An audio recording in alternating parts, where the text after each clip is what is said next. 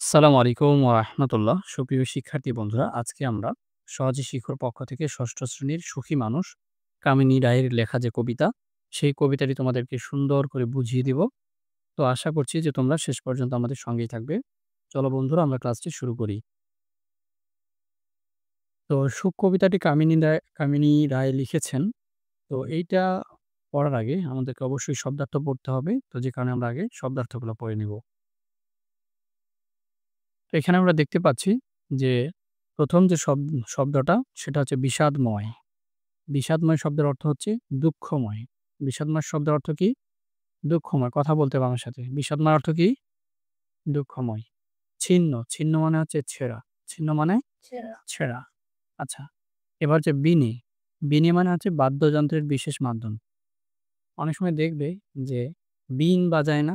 সাপরেরা বীণ, তো বীণ মানে কি বাঁশি না? তো বীণ থেকে বিনি।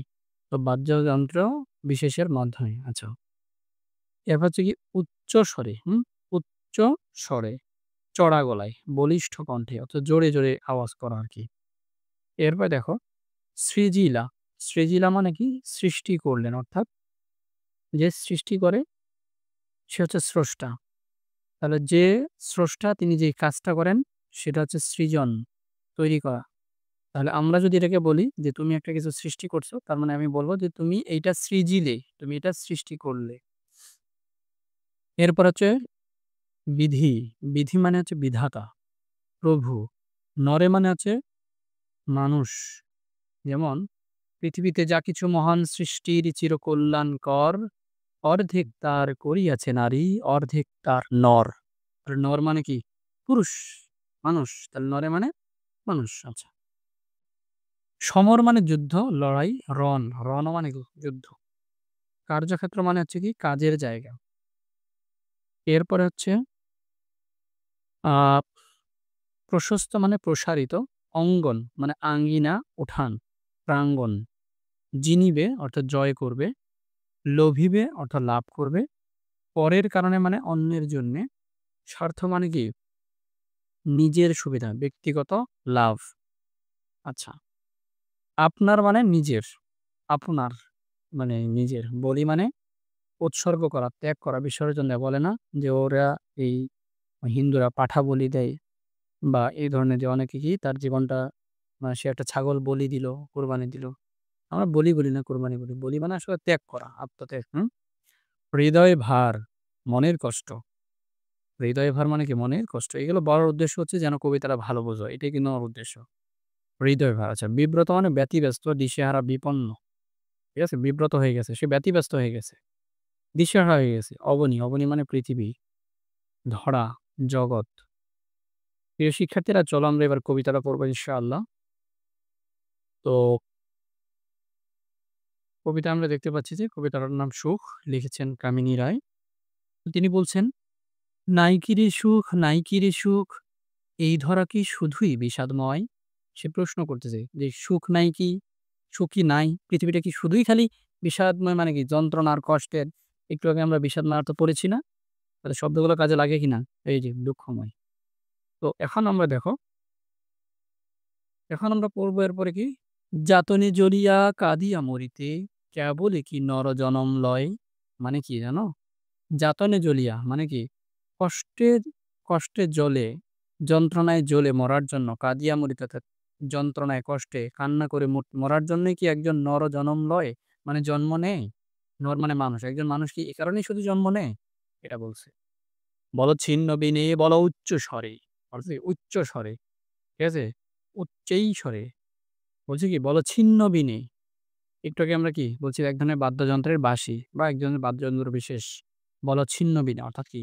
খুব জোরে বাঁশি বাজায় বলো, ঝংকার দিয়ে বলো, বলো উচ্চ স্বরে, না, না, না মানবের তরে। আছে উচ্চ লক্ষ্য, সুখ উচ্চতর, না সৃজিলা বিধি কাদাতে নরে। বুঝায় বলতেছি এবার। বলতেছে যে না, শুধু এই কষ্টের জন্য মানুষের জন্ম না। এটা তুমি উচ্চস্বরে বলো। কি? আছে উচ্চ লক্ষ্য। ঠিক আছে? অর্থাৎ মানুষের জন্য আছে উচ্চ লক্ষ্য, অনেক বড় কিছু করার। আচ্ছা, তারপরে সুখ উচ্চতর। মানে অনেক উঁচু মানের সুখ মানুষের জীবনে আসবে। না সৃজিলা বিধি কাদাতে নড়ে। অর্থাৎ সৃষ্টিকর্তা মানুষকে শুধু কষ্ট দিতে সৃষ্টি করেননি। এটা এবারে বলল। কার্যক্ষেত্র ওই প্রশস্ত পড়িয়া সমর অঙ্গন সংসারেই। অর্থাৎ কাজের ক্ষেত্র মানুষের যে কাজ করে এই সমস্ত পড়িয়া সমর অঙ্গন সংসারেই। অর্থাৎ যুদ্ধ, সংসার এইসবের মধ্যে কি তার কি অবদান রাখার আছে। তো এরপরে বলতেছে কি, "যাও বীর বেশে কর গিয়া রণ, যে জিনিবে সুখ লভিবে সেই।" বলতেছে যা কার্যক্ষেত্রে বলছে কি প যে যাও বীর বেশে অর্থাৎ বীরের বেশে তুমি কি কোথায় যাও? রণে যাও, যুদ্ধে যাও। কোথায় যাও? যুদ্ধে যাও। যে জিনিবে যে জয়লাভ করবে সুখ লভিবে সেই অর্থাৎ সে সুখ লাভ করবে। লভিবে মানে কি? লাভ করবে। আচ্ছা এরপর বলতেছে, "পরের কারণে স্বার্থ দিয়া বলি, এ জীবন মন সকলই দাও। তার মতো সুখ কোথাও কি আছে? আপনার কথা ভুলিয়া যাও।" দেখো যে পরের কারণে স্বার্থ দিয়া বলি, অর্থাৎ অন্যের জন্য আমি নিজের স্বার্থকে ত্যাগ করব এবং এই জীবন মন সকলই মানুষের জন্য দান করে দিব। তো এইটা করার মতো সুখ কি আর কোথাও আছে? এটা কবি বলতেছে। আপনার কথা ভুলিয়া যাও মানে কি আপনার মানে কি নিজের। নিজের কথা কি যাও? ভুলিয়া যাও। পরের কারণে মরণেও সুখ, সুখ, সুখ করি কেদো না আর। বলছে কি অন্যের জন্য তুমি যদি মরেও যাও তাইলেও কি আছে? সুখ আছে। খালি সুখ, সুখ করে কেদো না আর। যতই কাঁদিবে ততই ভাবিবে, যতই ভাবিবে ততই বাড়িবে হৃদয়ে ভার। অর্থাৎ তুমি যতই কান্না করবে, যতই তুমি ভাববে তোমার হৃদয়ে ভার হয়ে যাবে। ইস! দিল না ঈদে আমারে একটা ড্রেস কিনিয়া। হুম? দিল না। এই যে যখন তুমি এই কথাগুলো ভাববা যে আমার আম্মা কত খারাপ, হ্যাঁ? আমারে একটা ড্রেস কিইন্যা দিল না। অমুকের মেয়েরে তমুকে ২ টা পাখির ড্রেস কিইন্যা দিছে। কিন্তু এই যে তখন এই যে ভাবতে থাকবা তখন তোমার মধ্যে একটা খারাপ লাগা কাজ করবে।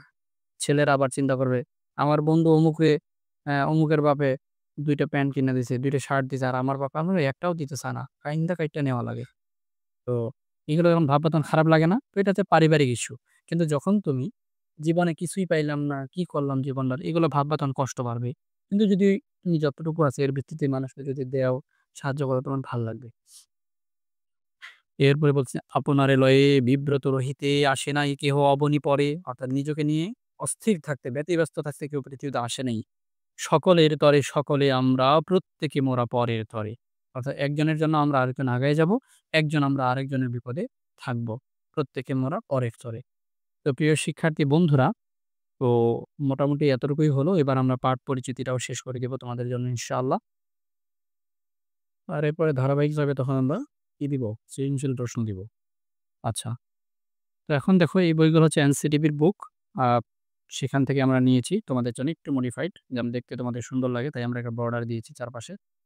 আচ্ছা। তো এখানে বলছে যে বস্তুত মানুষ হচ্ছে সামাজিক জীব। সে সমাজে বাস করে। পারস্পরিক ত্যাগের মধ্য দিয়েই গড়ে উঠেছে এই মানব সমাজ। এই সমাজে প্রতিটি মানুষ একে অন্যের উপরে নির্ভরশীল। তাই অন্যকে বাদ দিয়ে এই সমাজে একলা বাঁচার কথা কেউ ভাবতেই পারবে না। সুখী হওয়া তো দূরের কথা। তুমি সুখী হইতে চাও, খুব সুখী হইতে চাও। কিন্তু তুমি ছাড়া যদি দুনিয়ায় কেউ না থাকে তাহলে তোমার সুখই থাকবে না। কিভাবে দেখাই? ধরো তুমি কি করবা? ফ্লোরে থাকো, একটা খাট কিনতে যাবা। হুম? এখন খাট বিক্রেতা যদি না থাকে তাহলে তুমি কি খাট কিনতে পারবা? হুম? কারণ খাট বিক্রেতা খাট বানায় কাঠ কাইট্টা। এখন যদি কাঠুরি না থাকে তাহলে কি কাঠ পাইবো? তাহলে আমরা একজন আরেকজনের কি হয়তো অর্থ দেই কিন্তু না স্যার আমার কাছে পড়তে আসছো। না আমি যদি না থাকতাম তো তুমি কার কাছে পড়তা? তো স্যার দুনিয়াতে স্যার বলে যদি কেউ না থাকতো তো সবাই মূর্খ হয়ে যাইত। ঠিক আছে না? আর কোনদিন স্যারের জন্ম নিত না। ঠিক আছে? সব মুরুক্ষের বাংলাদেশ। তো এইজন্য এখন স্যারদের দরকার আছে যেমন ছাত্রেরও দরকার আছে। এখন ছাত্র-ছাত্রী না থাকে তাহলে স্যার পড়াইবো কারে? টেহাই পাইবো কইতে? তাহলে ছাত্র ছাড়া স্যার বাঁচত না, আবার স্যার ছাড়া ছাত্র বাঁচত না। অস্তিত্বহীন। তাহলে আমরা সুখী হইতে চাইলে আমরা একজন আরেকজনের সাহায্যেই আমাদেরকে সুখী হইতে হবে। তাহলে এককভাবে সুখী হওয়ার কথা চিন্তাই করা যাবে না। এরপর দেখো কবি পরিচিতি। এখান থেকে আমি একটু দাগায়, দাগায় দিব দেখো। প্রায় ১০০ বছর আগে এদেশে একজন মহিলা সাহিত্য চর্চা করে গেছেন। তাদের একজন হলেন কবি কামিনী রায়। হুম? আচ্ছা এই ১০০ বছরের মধ্যে যে কয়জন মহিলা আরকি মানে এরকম করে গেছেন তাদের মধ্যে কামিনী রায় হচ্ছে অন্যতম। একসময় তিনি জনৈক বঙ্গমহিলা নামে বঙ্গমহিলা ছদ্মনামে লিখতেন। অর্থাৎ কবি সাহিত্যিকগণ যখন কোনো কিছু লেখেন, ঠিক আছে?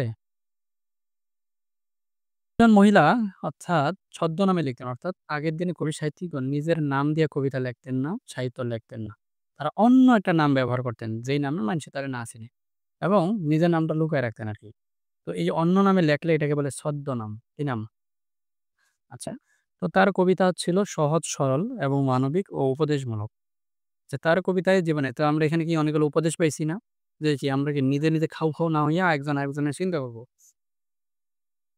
আচ্ছা এরপর এখন দেখো হুম, কোথায় গেল? মাত্র ১৫ বছর। তাহলে এখানে দেখো এই যে এই কথাটা দাগাইতে হবে যে মাত্র ১৫ বছর বয়সে তিনি 'আলো ও ছায়া', 'আলো ও ছায়া' নামে একটি কাব্যগ্রন্থ রচনা করেন। মানে কি? কবিতার বই রচনা করেন। কাব্যগ্রন্থ মানে কি? কবিতার বই। তিনি সুখ কবিতাটি ওই কাব্যগ্রন্থেরই অন্তর্ভুক্ত। তাহলে ওই কাব্যগ্রন্থ থেকেই তিনি এই কবিতাটা নিছেন। অর্থাৎ অনেকগুলা কবিতা লেখার পরে একটা বইয়ের মধ্যে করে বই বানায়। ওইটাকে বলে কাব্যগ্রন্থ। কি বলে? কাব্যগ্রন্থ। সুখ আচ্ছা। তার উল্লেখযোগ্য গ্রন্থ হচ্ছে 'নির্মাল্য', 'অশোক সঙ্গীত', 'দ্বীপ ও ধূপ', 'জীবনপথ'। কবিতা ছাড়াও কামিনী রায় গল্প, নাটক ও জীবনী গ্রন্থ রচনা করেছেন। মানে মানুষের জীবন নিয়ে লিখছেন। তো সাহিত্য সাধনার স্বীকৃতিস্বরূপ তিনি কলকাতা বিশ্ববিদ্যালয়ের জগত্তারিণী পদকে সম্মানিত হন। অর্থাৎ এটা একটা সম্মানী উপাধি। যেমন বাংলাদেশের বাংলা একাডেমি পুরস্কার দেয়, এরকম কলকাতার যে বিশ্ববিদ্যালয় আছে, কলকাতা বিশ্ববিদ্যালয়, ওখান থেকে তারা জগত্তারিণী পদক কি দেন। তো কামিনী রায়ের জন্ম ১৮৬৪ সালে বাকেরগঞ্জ, বর্তমান যেটা বরিশাল জেলা, সেখানে এবং এই জেলার বাসন্ডা গ্রামে জন্ম এবং মৃত্যু হচ্ছে কলকাতায় ১৯৩৩ খ্রিস্টাব্দে। অর্থাৎ আগে তো বাংলাদেশ, ভারত একসাথেই ছিল। ঠিক আছে? তখন ভাগ বিভক্তি এগুলো ছিল না। ভাগ তো হইছে যাইয়া ১৯৪৭ এ। তো তখনও তো বাংলাদেশ, ভারত এটা তো একই ছিল। তো মোটামুটি এই। তো প্রিয় শিক্ষার্থীরা ভিডিওটি কেমন লাগলো অবশ্যই কমেন্টে জানাবে। এরপরে তোমরা কি চাও সেটাও কমেন্টে জানাবে। আর বন্ধুদের মাঝে অবশ্যই ভিডিওগুলো শেয়ার করবে। ধন্যবাদ। আসসালামু আলাইকুম।